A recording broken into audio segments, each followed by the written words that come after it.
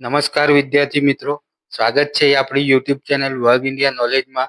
તો મિત્રો, breaking news આવી રહ્યા છે. રેવન્યુ તલાટી ભરતીનો અભ્યાસક્રમ બદલવામાં આવશે. શું આ સાચી વાત છે? બદલાશે કે નહીં? વિદ્યાર્થી નેતા યુવરાજસિંહ જાડેજાએ શું કીધું તલાટી ભરતી વિશે? શું આંદોલન થશે? આ વાત આખી આપણે જાણીએ. શું છે એ આપણે જોઈએ વિડીયોમાં. તો મિત્રો, જોઈએ કે આ નિયમોથી જોઈએ આપણે આ યુવરાજસિંહ જાડેજાએ જે ટ્વીટ કરી કીધું છે કે આ નિયમોથી છેવાડાના ઉમેદવારોને ન્યાય નહીં મળે. મિત્રો, કે જીપીએસસીમાં અંગ્રેજી ફરજિયાત નથી, બરાબર? તો ક્વોલિફાય માટે છે, તો પણ તલાટી માટે અંગ્રેજી ફરજિયાત કરાય, બરાબર? આ આ ખોટું કહેવાય કે નહીં મિત્રો? જે તર્કવિહીન છે, બરાબર? તો આવા નિયમોમાંથી છેવાડાના ઉમેદવારો છે એમને ન્યાય નહીં મળે, આવું યુવરાજસિંહ જાડેજા યુવા નેતા આપણાને કહેવા માંગે છે, બરાબર? તો જે જીપીએસસી ના ચેરમેન છે એ શું કહેવા માંગે છે આના વિશે, તો એ આપણે જોઈશું. તો જો તલાટીને સીધું, બરાબર, નાયબ મામલતદારનું પ્રમોશન આપવામાં આવશે. તો મિત્રો, આવું કેવું કે જે જીપીએસસી ના ચેરમેન એવું કહે છે કે તલાટીને જે પ્રમોશન થશે તો નાયબ મામલતદારનું પ્રમોશન આપવામાં આવશે, બરાબર? તેથી બે પરીક્ષા રાખેલી છે. તો ટેકનિકલ પોસ્ટની ભરતીમાં 120 માર્ક પોસ્ટ સંબંધિત વિષયના અને બાકીના 90 માર્ક પ્રશ્નો હોય. તલાટીના પ્રમોશનમાં નાયબ મામલતદારનું પ્રમોશન મળે, જેથી બે પરીક્ષા લે. આવું તુષાર ધોળકિયા ચેરમેન છે જે એસએસએસબી ના, બરાબર, એ આવું કહેવા માંગે છે. બીજું આપણે જે યુવરાજસિંહ જાડેજા કહેવા માંગે છે કે અત્યારે જે જીપીએસસી ને જીએસએસબી ના ચેરમેને એવું કીધું કે રેવન્યુ તલાટીનું પ્રમોશન નાયબ મામલતદારમાં થાય, એટલે કે બીજા તબક્કાની પરીક્ષા વર્ણાતુક રાખવાની આયોજન કરેલું છે, એવું કહેવા માંગે છે. આપણા જે ઉમેદવારો, તમને શું લાગે છે કે જો નાયબ મામલતદારમાં એ લોકો પ્રમોશન આપવા માંગે છે, બરાબર, તો અત્યારે હાલમાં જો નાયબ મામલતદારનું પ્રમોશન મામલતદારમાં થાય, બરાબર, જો ડીવાયએસઓ હોય, બરાબર, નાયબ મામલતદારનું પ્રમોશન મામલતદારમાં થાય, બરાબર છે, તો પછી ડીવાયએસઓ નું પ્રમોશન એસઓમાં થાય છે, એસટીઆઈ નું પ્રમોશન એસટીઓમાં. તો બધી પરીક્ષા પ્રિલિમ મેન્સ ઇન્ટરવ્યુ કેમ રાખતા નથી? આવો પ્રશ્ન છે ને મિત્રો. તો જે રેવન્યુ તલાટીનું જે જોઈએ આપણે સિલેબસ પરથી, એવું લાગે છે કે છેવાડાના ઉમેદવારો તો રેશન કાર્ડની લાઈનમાં જ ઉભો રહી શકે ને. આ એવું એક ષડયંત્ર છે મિત્રો.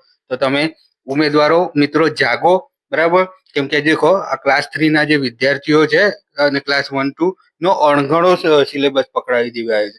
આ જે એક અન્યાય થઈ રહ્યો છે મિત્રો તમારા જોડે. અને ઉમેદવાર મિત્રો, અમે તો તમારા સપોર્ટમાં છીએ જ, પણ તમે આ વસ્તુ માટે આંદોલન કરી શકો છો, બરાબર? લોકોને એમ લાગતું હોય કે 400-500 ફી ભરવી પડે, એમાં શું કોઈ પણ ભરી શકે, પણ હકીકતમાં એવું નથી હોતું. ક્લાસ 3 નો વિદ્યાર્થી મધ્યમ વર્ગમાંથી જ આવતું હોય છે ભાઈ, બરાબર? તો 400-500 પરીક્ષાની ફી પેટે પણ ભરવા પડે, ભારે પડતા હોય છે. ઘણા લોકો મજૂરી કરીને ભણતા હોય છે, બરાબર? માની લઈએ ચલો ફી પણ ભરી દઈએ, બરાબર, પણ આમાં અન્યાય આ થાય છે કે 40% લાવો તો જ ફી પાછી મળે. આ તો એકદમ અન્યાયની જ વાત છે ને ભાઈ, કે 40% લાવો, બરાબર, તો તમને ફી પાછી મળે, બાકી ગઈ આપણી ફી, બરાબર?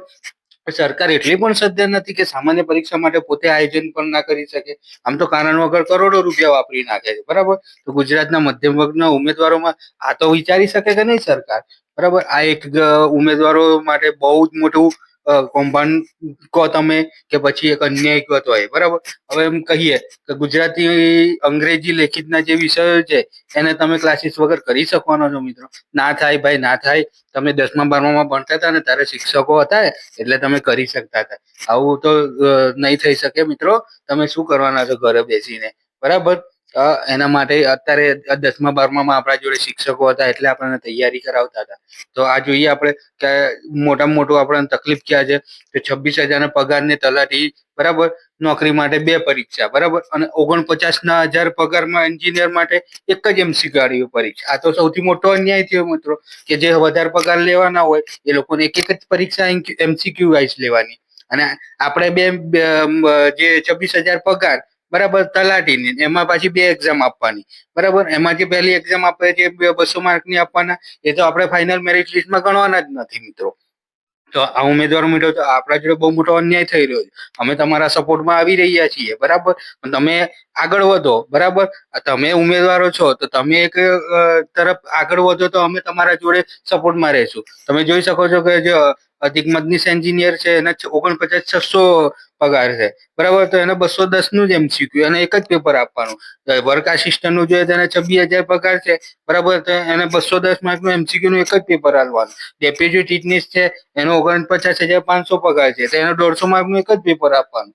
ભાઈ આ તો એક મોટો અન્યાયની જ વાત થઈ ને. તો તલાટીને તો આપણે કલેક્ટર લેવલની પરીક્ષા બનાવી દીધી. આ જીપીએસ એના કરતા તો બેટર આપણે જીપીએસસી યુપીએસસી ની પરીક્ષા માટે તૈયારી કરવી જોઈએ, બરાબર. તલાટીની તો આપણે તમને કેમ ન કરતા હોય? તો મિત્રો આપણી યુટ્યુબ ચેનલને લાઈક કરો, સબસ્ક્રાઇબ કરો. જય હિન્દ, જય ભારત.